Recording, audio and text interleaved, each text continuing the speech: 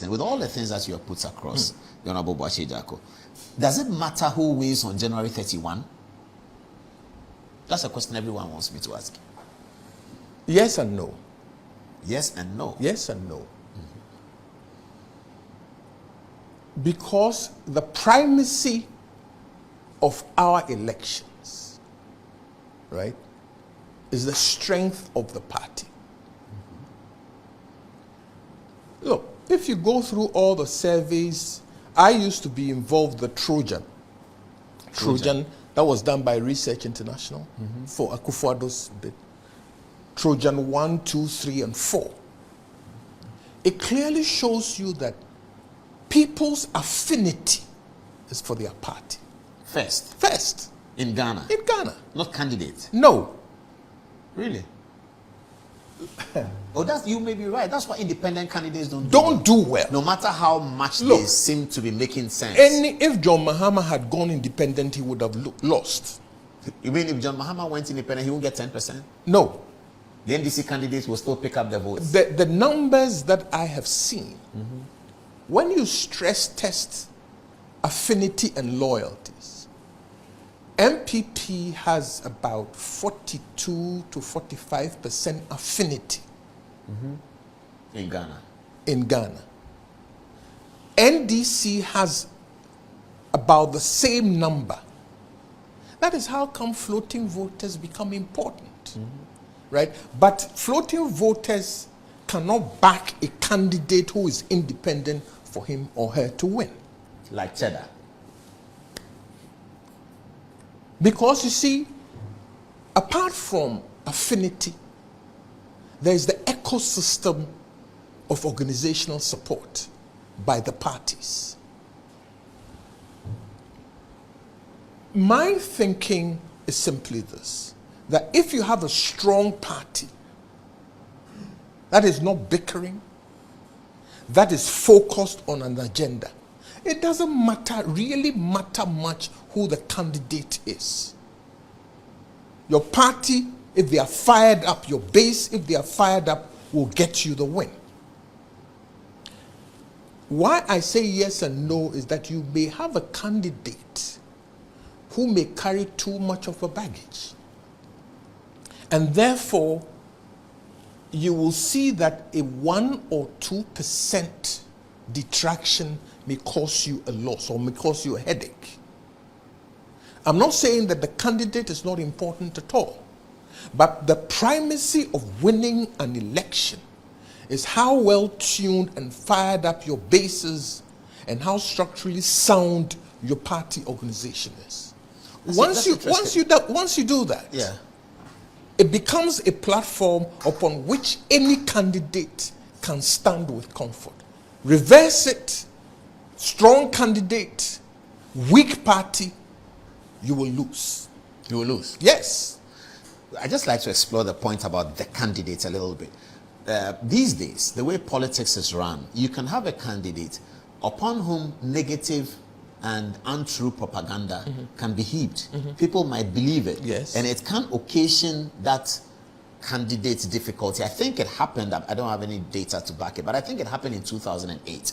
That there had been a lot of negative propaganda against Akufo-Addo. Yes. The cocaine, this, yes, that, yes, all of which was untrue.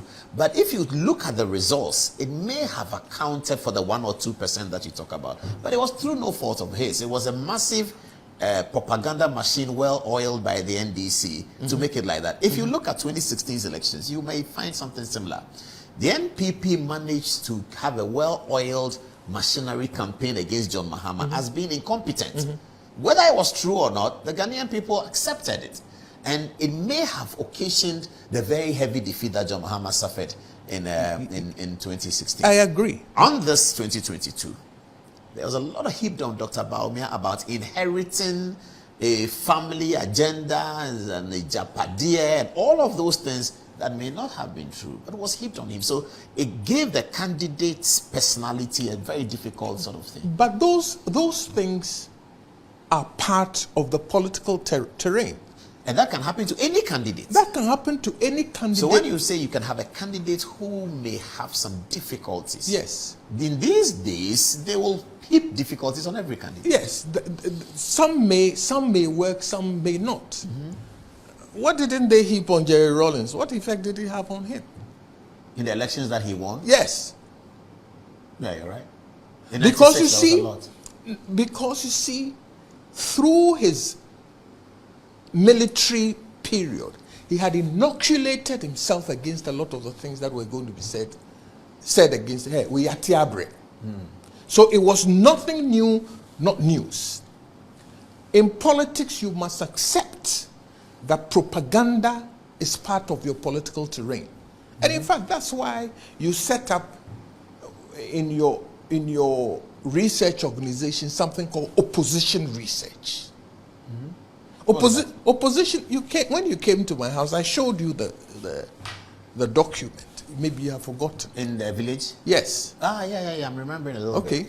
Yeah. Opposition research basically looks at what are the weaknesses of your opponent, and how can we hit him where it hurts the most.